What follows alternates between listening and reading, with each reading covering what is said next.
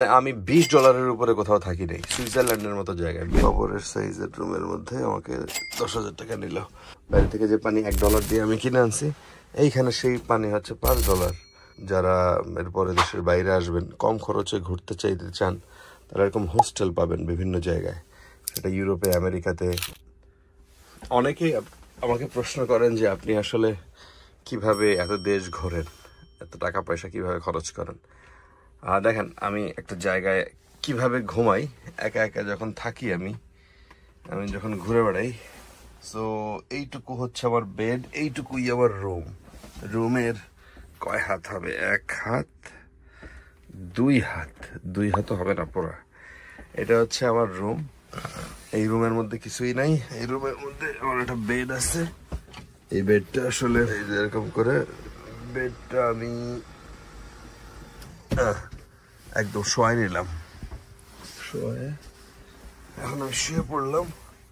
আমার ব্যাগ ওই যে উপরে রাখছি। হ্যাঁ, এইটুকু ব্যাগ, চাইলে আর একটু বড় লাগেজ আমি করতে পারতাম। তো এখানে একটা লাইট আছে, আর এখানে ল্যাপটপ রেখে কাজ করতে পারি, তারপরে বা বই পড়তে পারি। অ্যাকচুয়ালি আমার হাতে 8 ঘন্টা টাইম আছে। এই 8 ঘন্টার জন্য আমি এটা ভাড়া নিলাম। এটা এয়ারপোর্টের ভেতরে। এটা আসলে একটু এক্সপেন্সিভ। বালিশ আছে, একটা কম্বল দিয়ে গেছে, কম্বল জাতা কম্বল, আর একটু বালিশ আছে। এটা লং পেস করে খাটটা আরো আমি একদম বিছানা বানাই দিলাম। বিছানা হয়ে গেল। সো এখন আমি এইখানে ঘুমাবো। সো এই ঘুমটা, no smoking, no vaping. So এই রুমের ভাড়া তারা নিল 10,000 বাংলাদেশি টাকার, 10,000 টাকা। এটা অনেক এক্সপেন্সিভ। কিন্তু আমি যখন ইউরোপে, ধরেন আমি ভেনিসে ঘুরছি, সুইজারল্যান্ডে ঘুরছি, সব সময় আমি এই ধরনের নিছি, বাঙ্ক বেড। তো এখানে তাদের এখানে হচ্ছে আমার খরচ পড়ে হচ্ছে কত, মানে আমি $20 উপরে কোথাও থাকি নাই, সুইজারল্যান্ডের মতো জায়গায়। $20 মানে $20 মানে বাংলাদেশি টাকার ধরেন 2,025-2,200 টাকা হবে। তো ওইটার জন্য আমার তো দরকার নেই। আমার এই বেড আমার জন্য যথেষ্ট। আমার ব্যাগের মধ্যে পানি আছে, পানি বাইরে থেকে কিনে আনছি। বাইরে থেকে যে পানি $1 দিয়ে আমি কিনে আনছি, এইখানে সেই পানি হচ্ছে $5। সো আমার এইভাবে কিছু জিনিস, ছোট ছোট জিনিস আপনি যদি আগে থেকে গুছায় ঘুরতে চান, তাইলে কিন্তু এটা সম্ভব। সো এটা একটা আইডিয়া দিয়ে দিলাম। যারা এরপরে দেশের বাইরে আসবেন, কম খরচে ঘুরতে চাইতে চান, তারা এরকম হোস্টেল পাবেন বিভিন্ন জায়গায়, সেটা ইউরোপে, আমেরিকাতে। ইনফ্যাক্ট আমি এসেও দেখছি থাইল্যান্ডে, তারপরে হচ্ছে মালয়েশিয়াতে। আপনি হোস্টেল টাইপ, বাংলাদেশে এটা নাই।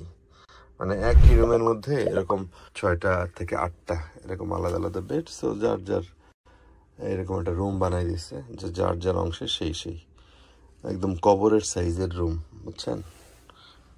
কবরের সাইজের রুমের মধ্যে আমাকে 10,000 টাকা নিল। কিন্তু এটা বেশি। এখন কিচ্ছু করার নাই, যেহেতু এটা এয়ারপোর্ট। সো আমি এয়ারপোর্টেরটা কথা বললাম ঠিকই, কিন্তু এটা আসলে আমি বেসিক্যালি আপনাকে বোঝাইতে চাইলাম, সিঙ্গেলি আমি যখন ঘুরে বেড়াই তখন আমি হোস্টেলগুলোতে কিভাবে থাকি। সো হোস্টেলগুলো এরকমই। এই যে এসি দেওয়া আছে, সুইচ আছে, আস্তে আস্তে করে এরকম লাইট কমে যায়, বন্ধ করে যায়, আবার এরকম করলে লাইটটা বাড়ে। Flexible switch. সবাই ঘুমাচ্ছে।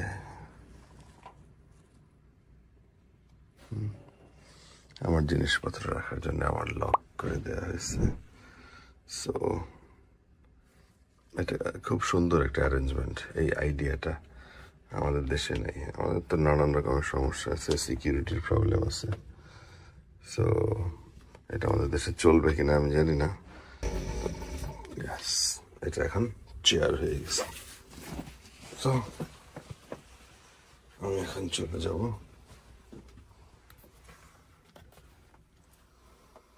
যাওয়ার আগে সমস্ত কিছু দেখে নেন, কি রেখে গেলেন, কি নিয়ে গেলেন। বের হয়ে যেতে পারি। সো থ্যাংক ইউ সবাইকে। আমার মনে হয় একটা আইডিয়া আপনারা পেয়ে গেছেন। এটা হচ্ছিল আমার রুম। Thank you.